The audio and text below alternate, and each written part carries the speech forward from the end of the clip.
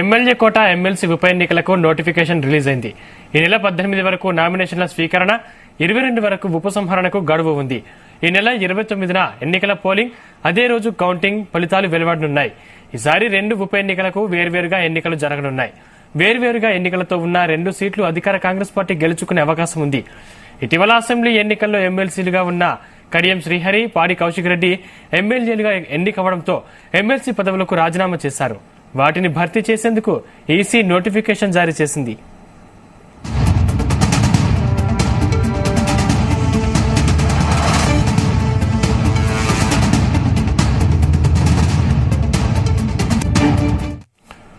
ఇదే అంశానికి సంబంధించిన మరింత పూర్తి సమాచారం మా బ్యూరో చీఫ్ నరేందర్ అందిస్తారు. నరేందర్, రేపు అసెంబ్లీ ఎన్నికల తర్వాత మొదటిసారి వచ్చినటువంటి ఎమ్మెల్యే సంబంధించినటువంటి ఎమ్మెల్సీ సంబంధించినటువంటి నోటిఫికేషన్ అనేది మొదటిసారి వచ్చింది. దీనికి ప్రధానంగా 2 స్థానాలు ఖాళీ అయ్యి దీనికి సంబంధించినటువంటి పాడి కౌశిక్ రెడ్డి గాని అలాగే కడియం శ్రీహరి ఇటీవల వాళ్ళు ఎమ్మెల్యేలుగా గెలిచిన నేపథ్యంలో వాళ్ళు రాజీనామా చేయాల్సిన పరిస్థితి ఏర్పడింది. దీంతో ఈ రెండింటికి ఇప్పుడు స్థానం ఖాళీలు కావడంతో ప్రస్తుతం ఆ రెండింటికి నోటిఫికేషన్ రిలీజ్ అయింది. 11 గంటలకు రిలీజ్ అయిన నేపథ్యంలో ఈ 2 ఎవరెవరు గెలుచుకుంటారనే ఉత్కంఠ మొన్నటి వరకు కూడా కొనసాగింది. కానీ ప్రస్తుతం అయితే విడివిడిగా నోటిఫికేషన్ ఇచ్చిన నేపథ్యంలో కూడా ఖచ్చితంగా ఈ 2 అధికార పార్టీకి సంబంధించినటువంటి కాంగ్రెస్ పార్టీకే దక్కే అవకాశం ఉందని చాలా స్పష్టమైంది. మొన్న రీసెంట్ గా కూడా మనం జీ తెలుగు న్యూస్ ఎక్స్క్లూజివ్ గా మనం వివరాలు కూడా బయటపెట్టడం జరిగింది. మొత్తానికి ఈ 2 స్థానాల్లో కాంగ్రెస్ పార్టీకి వస్తున్న నేపథ్యంలో ఎవరెవరు దీనికి నిలబెట్టబోతున్నారు అనేది కూడా అది కాంగ్రెస్ పార్టీ త్వరలో నిర్ణయించే అవకాశం ఉంది. మొత్తానికైతే ఒకే నోటిఫికేషన్ లో ఉంటే తమకు అవకాశం కలుగుతుంది, ఒక స్థానమైన గెలుచుకునే అవకాశం ఉందని కూడా బీఆర్ఎస్ పార్టీ భావించింది.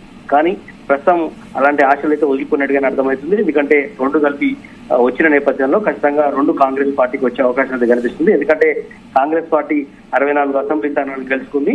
అలాగే సిపిఐ కూడా ఒకటి బలపితే మొత్తం 65 స్థానాలు కాంగ్రెస్ సంబంధించినటువంటి ఉంది. అదేవిధంగా బీఆర్ఎస్ పార్టీ 39 సభ్యులు మాత్రమే గెలుచుకున్నటువంటి సందర్భం ఉంది. కనుక వాళ్ళు కనుక విడివిడిగా నోటిఫికేషన్ ఇస్తే ఖచ్చితంగా తమకు ఒకరికి అవకాశం వస్తుంది. ఖచ్చితంగా కూడా చాలా మంది నిరాశతో ఉన్నారు, చాలా మంది ఓటమి నేపథ్యంలో చాలా మంది ఎక్స్పెక్టేషన్ తో ఉన్నారు అని కూడా ఈ మధ్యకాలంలో మనం చూసాం. గవర్నర్ కోటాలో కూడా 2 ఎమ్మెల్సీలు వస్తాయనుకున్న వాళ్ళు కూడా చూసి చివరికి భంగపాటు గురే నేపథ్యంలో ఖచ్చితంగా ఇక్కడైనా ఎవరికైనా అవకాశం కల్పించాలని కూడా భావించారు. కానీ ఈ 2 కూడా కాంగ్రెస్ పార్టీకి వశంగా ఉన్నాయి. అయితే ఈ రోజు నోటిఫికేషన్ సంబంధించిన రావడం నేపథ్యంలో 2 స్థానాలకు సంబంధించి 2027 నవంబర్ 30 వరకు వాస్తవానికి గడువు ఉంది. వాళ్ళిద్దరూ రాజీనామా చేసిన నేపథ్యంలో ఈ ఎన్నికలు అనివార్యమైనవి. ఇప్పటికీ 2 స్థానాలకు సంబంధించినటువంటి కేంద్ర ఎన్నికల సంఘం షెడ్యూల్ ప్రకటించిన నేపథ్యంలో ఈ రెండింటికి విడివిడిగా సిఇసి నిర్వహించబోతోంది. అయితే ఈ నెల 11వ తేదీ నుంచి నామినేషన్ల ప్రక్రియ, అంటే ఈ రోజు నుంచి కూడా నామినేషన్ల ప్రక్రియ అనేది మొదలవుతుంది. 18వ తేదీ సాయంత్రం వరకు కూడా ఈ నామినేషన్ల ప్రక్రియ అనేది కొనసాగే అవకాశం ఉంది. 19వ తేదీ నామినేషన్ల పరిశీలన ఉంటుంది. అదేవిధంగా ఈ నెల 22వ తేదీలోపు ఉపసంహరణకు కూడా గడువు ఉంటుంది. ఎవరైనా ముందుగానే అంటే ఎక్కువ మంది కనుక వేస్తే ఖచ్చితంగా ఉపసంహరించుకోవడానికి కూడా అవకాశం ఉంటుంది. అదేవిధంగా 29వ తేదీ ఈసీ ఎన్నికలు నిర్వహిస్తుంది.